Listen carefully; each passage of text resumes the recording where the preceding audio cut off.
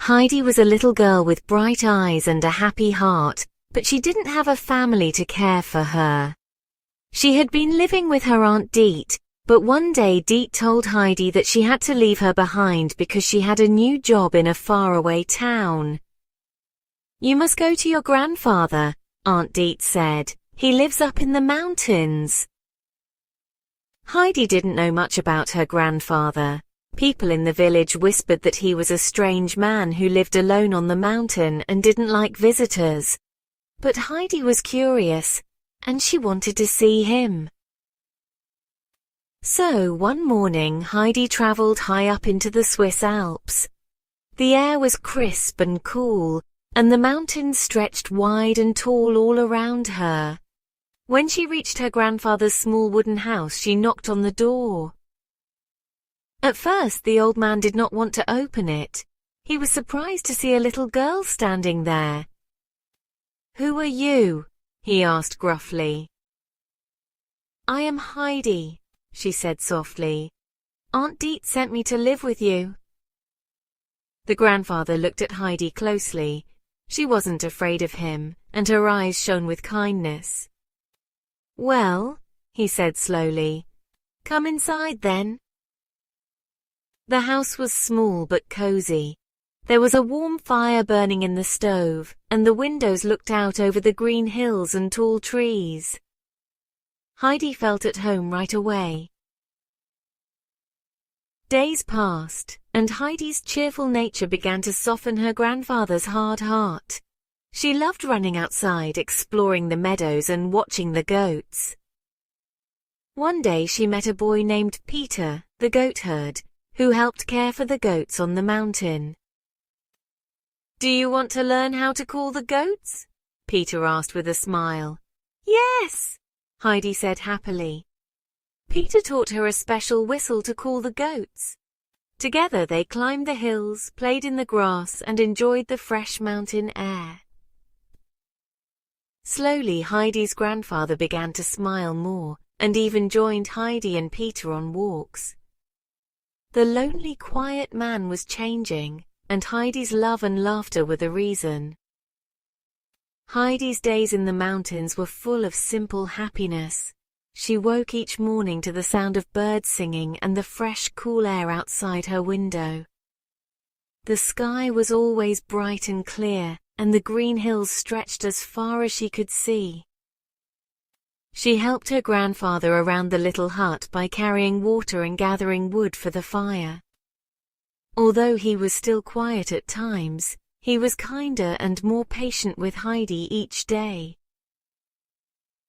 One sunny morning, Heidi and her grandfather walked down to the village. It was a small, peaceful place where everyone knew each other. People smiled and greeted Heidi warmly. She liked visiting Peter's grandmother, a kind old woman who baked fresh bread and told stories about the mountains. "Your grandfather is a good man," she told Heidi. "He just needs a little love to make him smile." Heidi's favorite moments were spent with Peter. She loved running through the meadows with him, chasing butterflies and picking wildflowers. One day, as they sat on a hill watching the sunset, Peter said, "Heidi, I'm glad you're here. You make the mountain feel brighter." Heidi smiled. "I'm glad too. I love it here."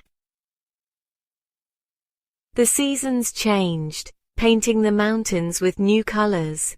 In spring, the hills were covered with blossoms. In summer, the air was warm and filled with the scent of flowers. In autumn, the leaves turned golden and red, and Heidi enjoyed watching the trees dance in the wind. Life was quiet, peaceful, and full of small adventures. Heidi was happy and felt truly at home. Life on the mountain was simple but full of joy. Heidi felt safe, loved, and happy in her new home. One bright morning, Aunt Deet came to the mountain hut with important news. "Heidi," she said, "you must come with me to Frankfurt. You'll live with a wealthy family there. It's for your future." Heidi's heart felt heavy. She loved her grandfather and the mountains more than anything else. The fresh air, the green hills, the soft songs of birds. She wasn't ready to leave any of it, but she knew she had to listen. The trip down from the mountains to the city was like entering a new world. Heidi had never seen such tall buildings that seemed to touch the clouds, nor so many people rushing about on the busy streets. The noise was loud. Horses clattered on cobblestones, voices echoed, and carts rolled by. The air smelled thick and dusty, nothing like the clean mountain breeze she missed. When Heidi arrived at the big house, she was introduced to Clara Sesemann, a kind and gentle girl who could not walk and had to use a wheelchair. Heidi was asked to be Clara's companion, to keep her company, tell stories, and help her feel less lonely. Clara's face brightened when she saw Heidi. "I'm glad you're here," she said softly. "I've never had a friend like you."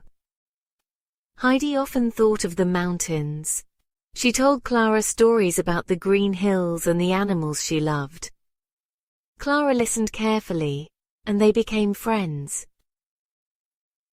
Though Clara was sweet, Heidi still felt lost in the large, quiet house filled with fancy things but no familiar warmth. She missed the mountains, the sound of goats' bells, the rustling trees and the wide-open skies. She missed her grandfather's deep voice and his kind eyes.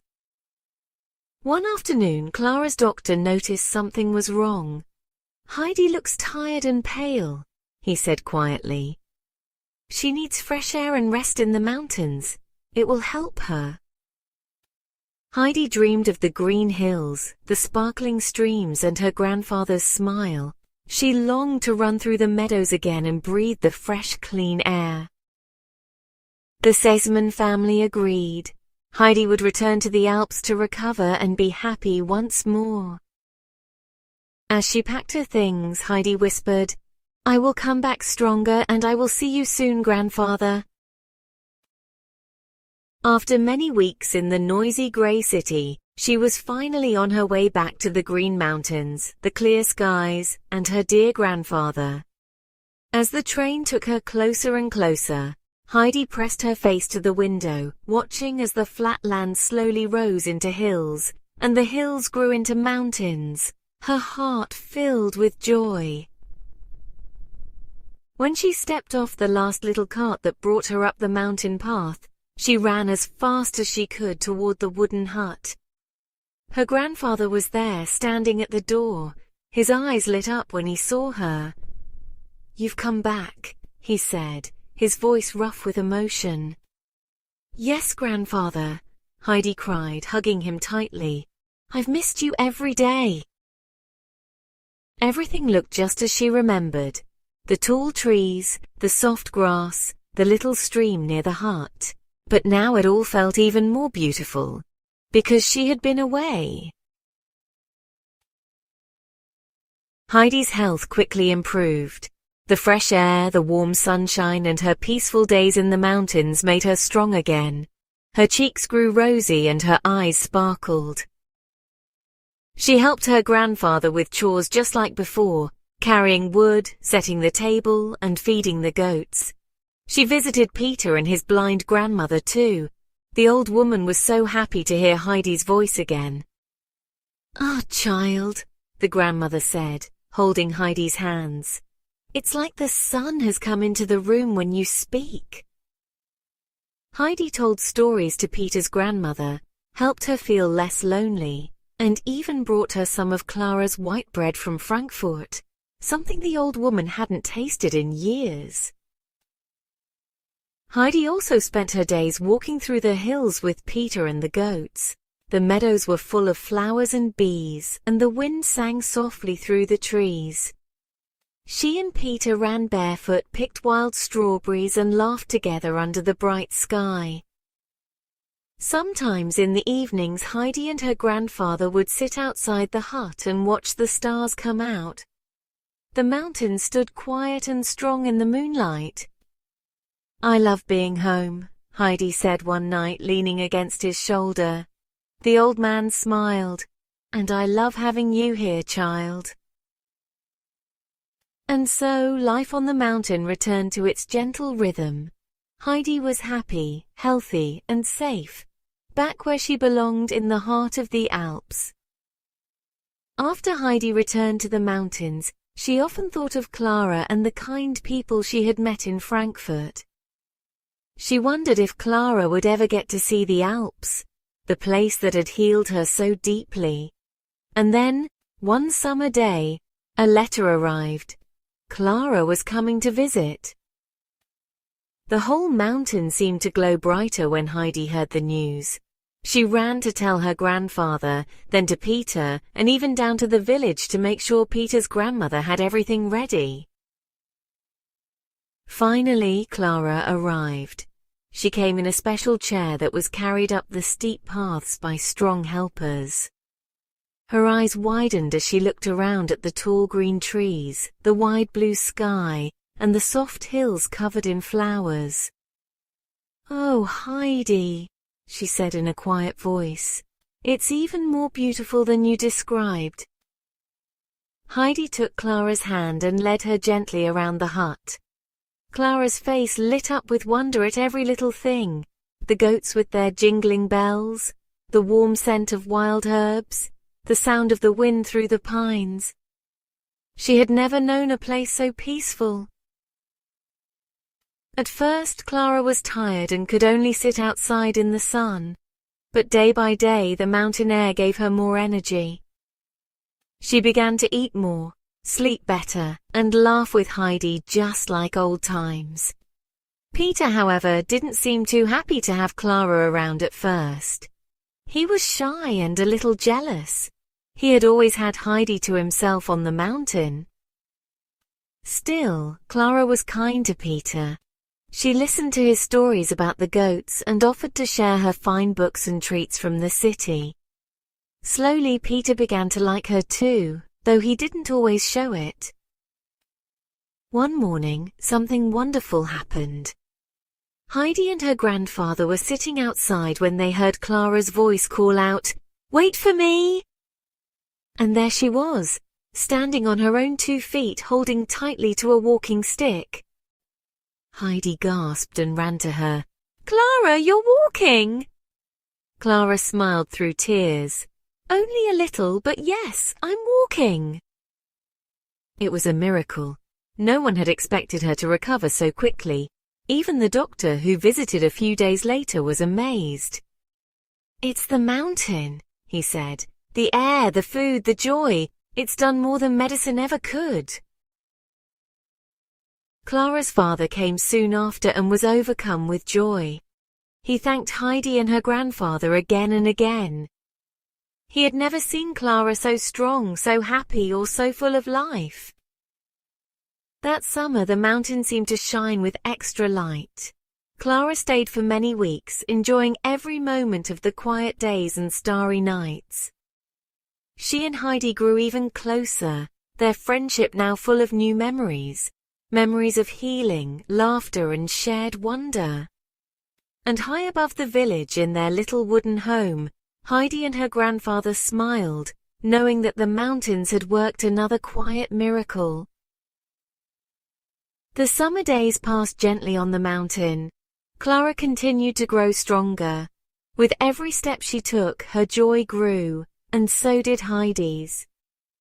They laughed often, told stories in the sunshine, and watched the goats grazing peacefully on the hills. Clara no longer needed to be carried. She could walk short distances now with her cane and a little help from Heidi or Peter. One day, Clara's father, Mr. Sesseman, returned to visit and could hardly believe his eyes when he saw his daughter walking to meet him. "Clara, is it really you?" he cried. Clara laughed with joy. "Yes, Papa, it's me. I'm walking." Mr. Sesseman knelt down beside her, full of emotion. He turned to Heidi and her grandfather and said, "I don't know how to thank you. You have given my daughter her life back." Later, he spoke privately with Heidi's grandfather. "I know you've had a quiet life here," he said gently, "but I hope you know how much this place, and your care, has meant to Clara, and to us." The grandfather nodded. He was no longer the lonely, bitter man people once feared. The mountains had healed him too, just as they had healed Clara. His heart was full now, with love for Heidi and peace in his soul. When it was time for Clara to return to Frankfurt, there were hugs and promises all around. "You'll come back next summer?" Heidi asked. "As soon as I can," Clara said. "This place is part of me now." Mr. Sessamon had another surprise. He had decided to help Peter's grandmother by making sure she always had fresh bread and warm clothes. Clara had told him how kind the old woman had been to Heidi, and he wanted to thank her. He also told Heidi something else that made her eyes shine. "You'll stay here with your grandfather, of course, but we'd like to help with your schooling and books. You have a bright future, Heidi." And so, as the sun set over the quiet Alps, life returned to its gentle rhythm. Heidi lived happily on the mountain with her grandfather. She still climbed the hills, chased the goats with Peter, and brought joy to everyone around her. Her heart was full, just like the meadows in springtime. She had found her place in the world, and it was exactly where she had started. In the heart of the mountains, surrounded by beauty, friendship, and love.